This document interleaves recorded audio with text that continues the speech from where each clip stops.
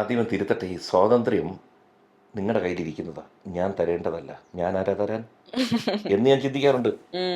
പ്രിൻസി എന്ന് പറഞ്ഞൊരു വ്യക്തി, അല്ലെ ഇവിടെ ഇരിക്കുന്ന രണ്ട് സൗകര്യങ്ങളുണ്ട്, ക്യാമറയുടെ പിന്നിലിരിക്കുന്നത്, ഇവരൊക്കെ ഓരോരുത്തരും ഓരോ വ്യക്തികളാണ്. നിങ്ങൾ ജനിക്കുമ്പോൾ നിങ്ങൾക്കെല്ലാം നിങ്ങളുടെ അകത്തുണ്ട്, എൻ്റെ അകത്തുണ്ട്. നിങ്ങൾ പിന്നെ കാണുന്ന പോലെ അത്ര കൂളൊന്നും അല്ല ഞാൻ. ഈ പിള്ളേർക്കൊക്കെ നല്ല വഴക്കും ചീത്തയൊക്കെ കൊടുത്തിട്ടുള്ളതാണ് കേട്ടോ. പക്ഷെ കുറച്ച് കഴിഞ്ഞ് വളർന്ന് വലുതായി കഴിയുമ്പോൾ ഞാൻ നോക്കുമ്പോൾ എന്നേക്കാൾ അറിവ് എനിക്ക് പുതിയ തലമുറയെ വളരെ ഇഷ്ടമാണ്. കാരണം എന്താ വെച്ച് കഴിഞ്ഞാൽ എല്ലാ തലമുറയും വളർന്നു വരുമ്പോൾ പിൻതലമുറക്കാർ വരും, ഓഹ് തലതെറിച്ച ഒരു തലമുറ തന്നെ കേട്ടോ, പറഞ്ഞാൽ ഇത് ഞങ്ങളും കേട്ടതാ, ഇപ്പോഴും പറയുന്നു.